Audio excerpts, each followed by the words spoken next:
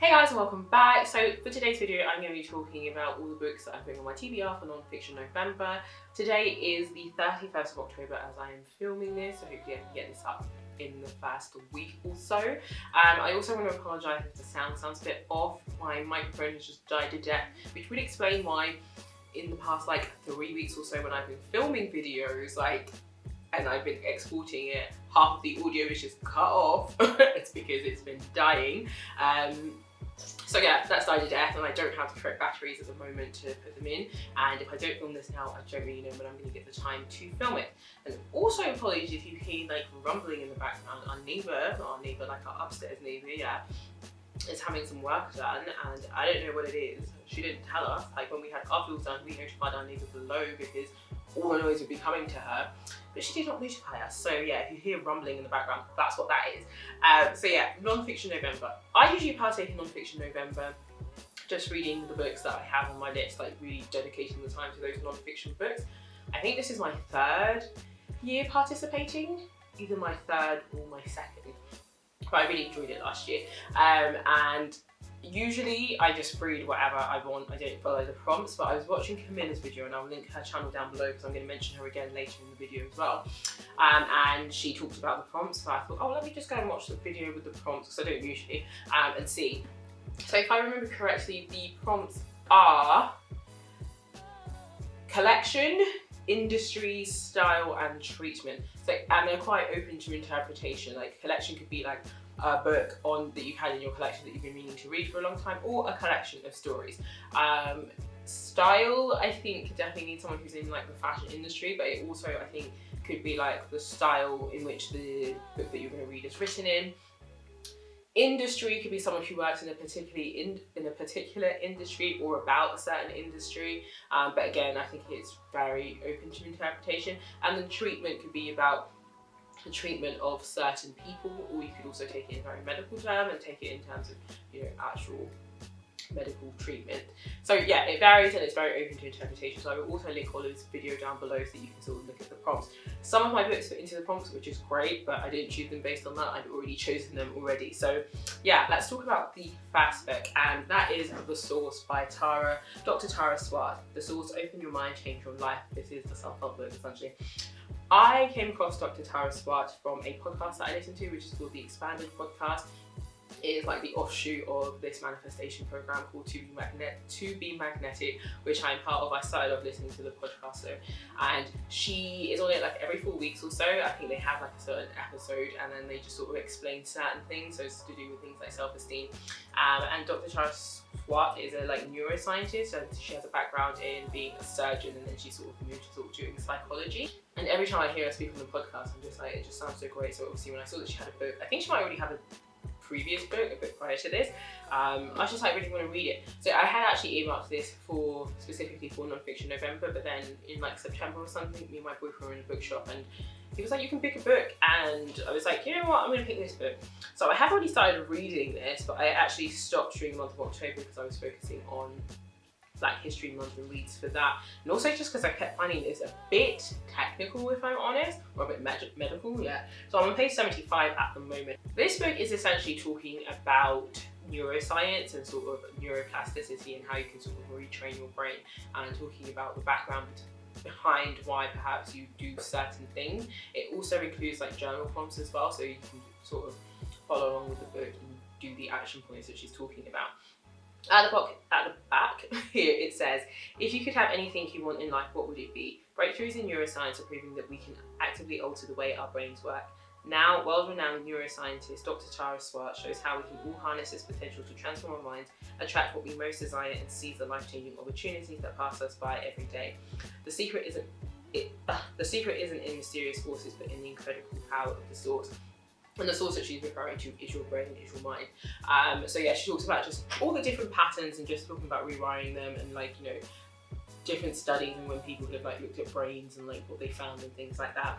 But then it's also very applied to that sort of sense of these are the little things that you can do to sort of attracts the things that you want. And it's interesting because obviously she's on the Manifestation podcast, but she doesn't advocate for just like positive thinking and that's what's going to sort of draw you in, and that's not what the podcast is about either. She really does seem to believe in sort of the patterns that have developed that led you to this point and how you can sort of rewire them. I am struggling a bit with the book, like I said, because I do find it quite technical in this bit. There is a lot of talk about like I'm trying to find it now, like there is a lot of talk in here about like the prefrontal cortex, other bits in here, just bits to break, and I just don't have that down in my head as to what the different things are, and because they keep, even though they keep being mentioned, all different parts keep being mentioned, and sometimes I'm just a bit thrown. But I'm excited to get back into reading it. I think perhaps maybe I need to read it early in the day and not at night, because my brain clearly is not able to just process what is going on. And to give you an idea of sort of what the contents page is like, it says part 1, science and spirituality, part 2, the elastic brain, part 3, the agile brain, and then part 4, fire up the source. And within sort of those parts, there are different chapters. So that is the first book I'm reading, and thinking about the prompts, I don't think that any of this really falls into any of the prompts. If I wanted, could cheekily throw it into treatment, but I don't know about that. The second book I'm going to read is a memoir. What is non-fiction November for me, or any sort of non-fiction read without a memoir? And this is We Have Always Been Here by Samra Habib, queer Muslim memoir. I have seen this book like doing the rounds, like specifically on Twitter, and different like sort of publishers I follow and people I follow, and like magazines that are like doing sort of lists of like books to read. I don't know that I've seen a lot of people talking about it on BookTube, and I think I've seen it a lot on Goodreads, and I'm just here for it. Like, I feel like I must have seen someone talk about this on BookTube though, because yeah, I must have heard about the contents that actually make me want to read it, because although, like I said, I see books, like front covers of books all the time, that doesn't always make me click onto it, so I'm sure it must have been someone on BookTube that I've seen mention it. I don't know too much about the content of the book, so sadly I am going to read you the blurb, because obviously I know it's a memoir, it's a queer memoir, it's about her life in Canada, like I think when her family immigrated to Canada, and the sort of, I guess, secrets that she had to keep as a queer Muslim. What I will say is I didn't realise how short this book was.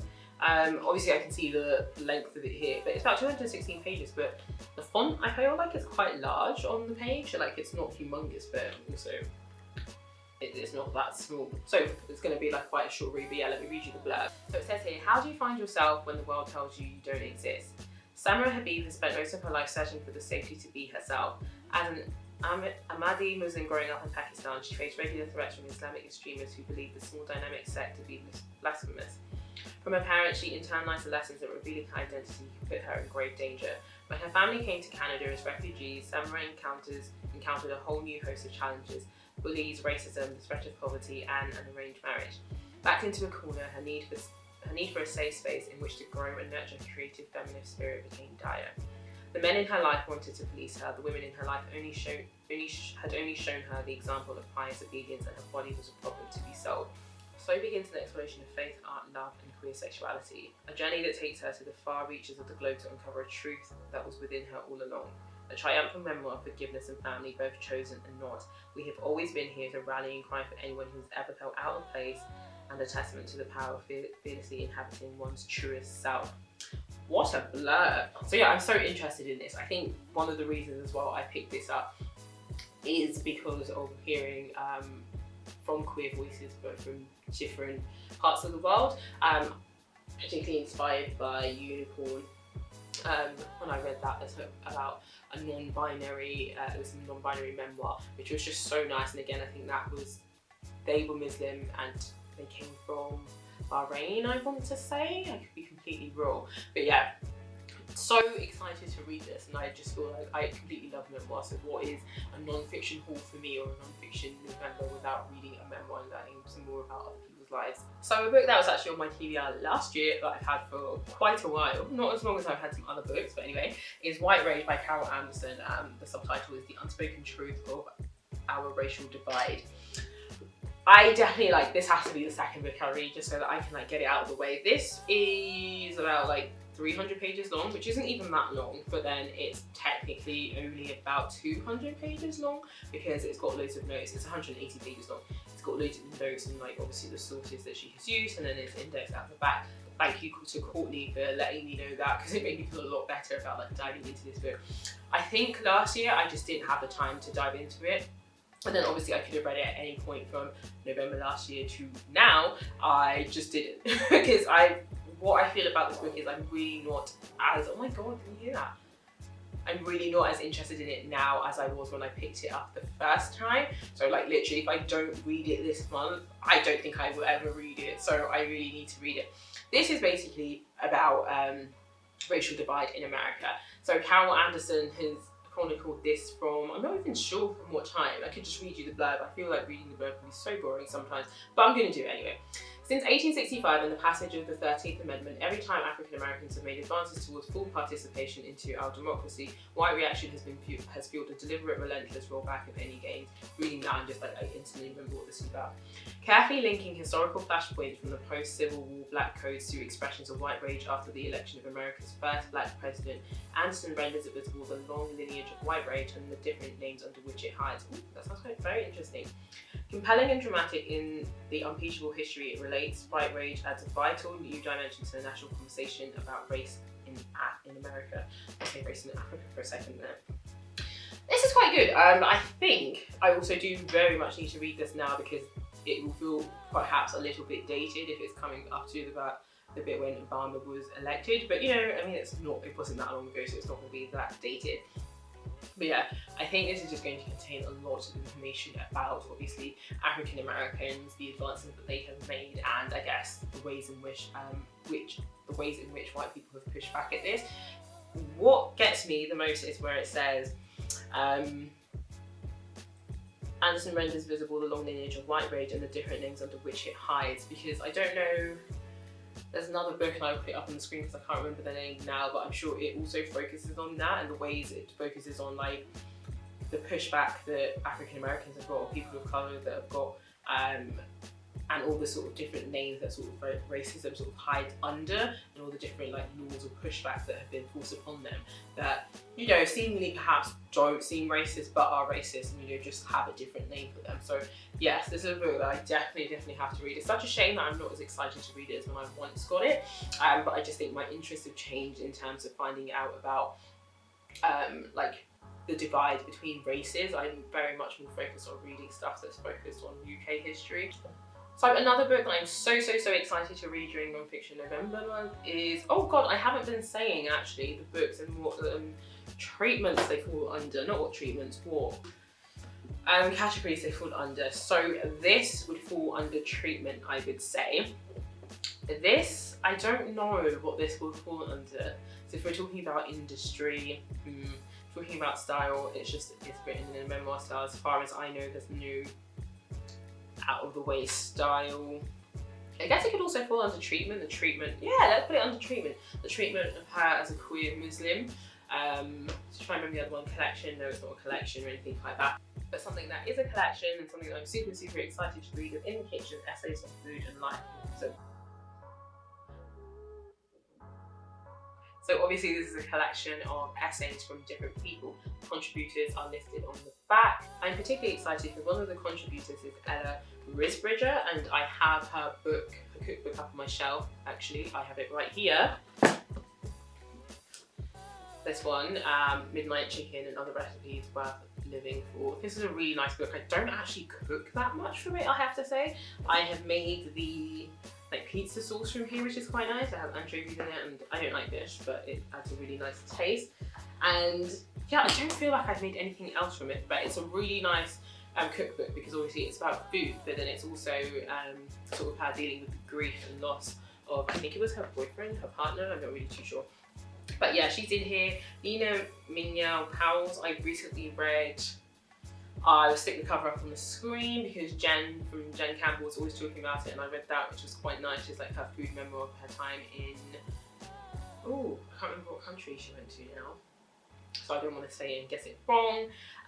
In here we've got, who else have we got that I recognise? Ruby Tando, so I think she was on Great British Bake Off. Don't quote me on that because I don't actually watch that. Got Daisy Johnson, I know she wrote that book that has the blue cover that I also want to read. So many other contributors in here that I don't know. But the reason why I said I'd mention Camilla again is because Camilla recommended this to me under one of my videos. And usually when people recommend me books, I'm like, oh my god, that sounds really cool, like I want to read it, and then I just don't pick it up like until several years later. But knowing that non-fiction November was coming up and that I just wanted to read more books that focused on food, I was like, this sounds absolutely perfect. I think this is actually in the same collection that does, I did that short story collection about At the Pond. Yeah, that's right here. Because when I bought it, this sort of came up and there's something else. So is it by Joint Book Publishing? Oh, okay, didn't realise that. I don't know much about this other than it's talking about cooking and food, and I think how it impacts these. I don't know if they're all women or just essays, they're just writers. Because I feel like they're not. Yeah, Joel might not be. I don't know. Okay, so yeah, don't shoot me because it might be like non-binary as well.